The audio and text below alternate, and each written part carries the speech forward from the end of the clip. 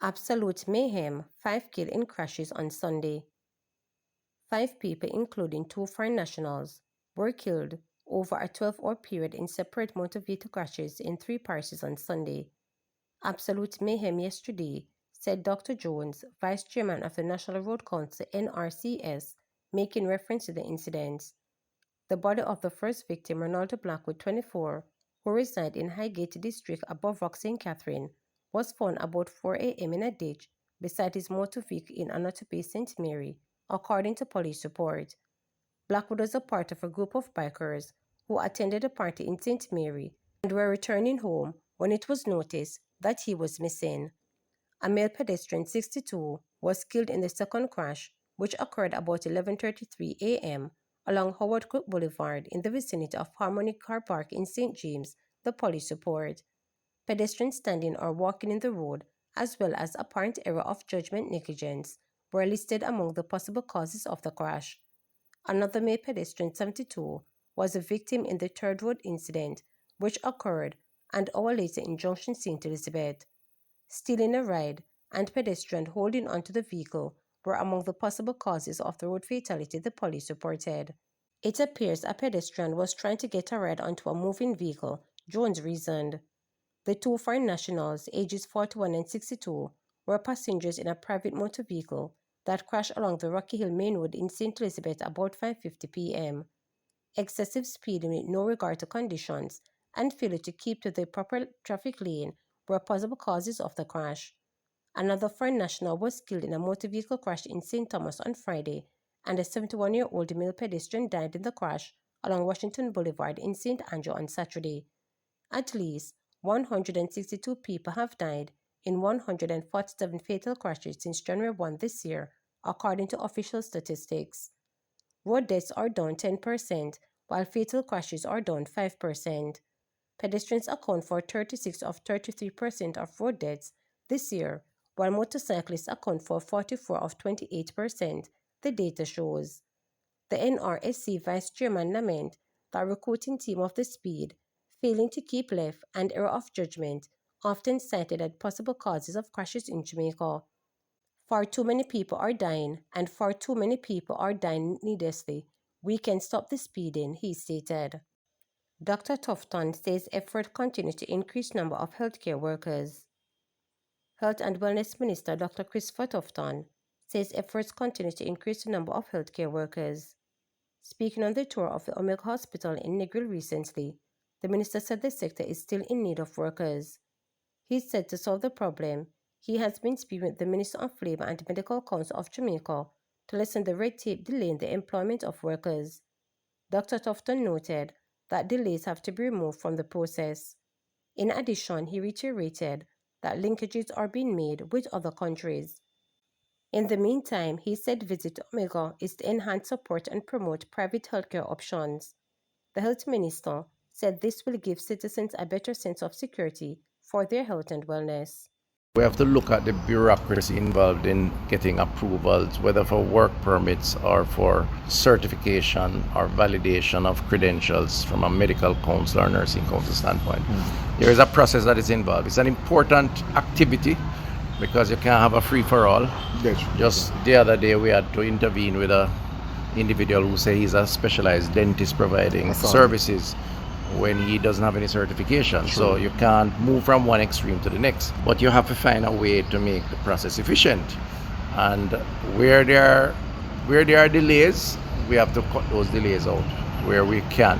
So the government, from my standpoint, I have been talking to the Medical Council, talking to the Ministry of Labour, trying to see how we can enhance that kind of throughput while still preserving the standards. So that's one. Secondly, trying to create linkages with other friendly countries, bilateral partners around where we can train, we can engage externally.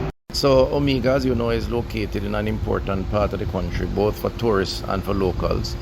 And it is some distance from the Savlamar Hospital, which makes it important as an institution for health service provision. So what we're trying to do from a public health standpoint is to enhance support and promote private options where those private options can fill a void for those who can afford it.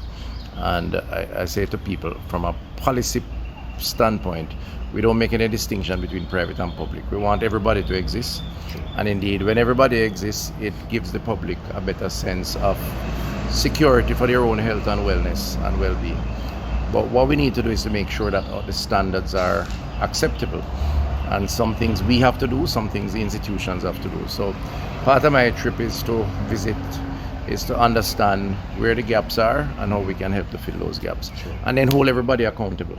Very important. Once we do that, then nobody has any reason not to be meeting those standards. St. James recorded one murder in May. St. James has recorded only one murder in the month of May. The division is also seeing a 67% decline in murders since the start of the year, with 22 murders up to June 1. That compares to 68 for the same period last year. The latest gun-related murders occurred on April 27, while the murder in May was a domestic incident with the use of a knife. Minister of National Security Dr. Horace Strang, who spoke at the GLP conference in St. James, said that there is a 44% reduction in murder for the month of May in comparison to the same period last year. He attributed the reduction in murders to the government investment in the Jamaica Constabulary Force. With the support of this Prime Minister, we have invested in the security forces. We have provided them the tools, we have increased the numbers, developed the human resources, and they're all fine Jamaicans who want peace and safety. They have responded well to the effort put in by this government. The big numbers are there. We have 44% less murders this month, the 5th month of the year, than we had last year. 44%. At a time when we were running out one a day because we had 335 murders in the year. We have 352 days. We have invested an average of $9.9 billion every year to give police better stations, to give them motor vehicles, to give them radio communication, and we have employed more police officers. And we have allowed the police officers to do their job without interference. We trained and selected leadership that have the ability to lead the police effectively. So today, we're not celebrating victory, not even flying the flag of victory yet, but we are celebrating the saving of Jamaican lives by a committed, hard-working young men and women of the Jamaica Constabulary Force. 15-year-old boy charged over alleged shootout with police at Ferry. The police have charged a 15-year-old boy who, along with two men, allegedly engaged cops in a shootout along the main road in Ferry. The teen was charged on Friday following his release from hospital from gunshot wounds. He is charged with 2 counts of assault at common law, possession of a prohibited weapon, using a firearm to commit a felony, and discharge of firearm. The incident happened on Thursday, May 22nd. Reports from the Hunts Bay Police are that about 12:55 a.m., a police team was on patrol in the area when the boy and 2 men who were seen walking towards them. On seeing the police team, one of the men armed with a rifle and the other armed with a handgun pointed their weapons at the police and opened fire, according to the police. The police team returned fire, however, the persons escaped in different directions. The police say a search of the area was conducted and the teen boy was seen in a yard suffering from gunshot wounds. He was subsequently taken to hospital for treatment. Following his release from hospital, he was interviewed in the presence of his attorney and was charged on Friday, May 30. His court date has not been finalized. His alleged accomplices are still being sought by the police. To subscribe, like, share, and click the notification bell for daily updates.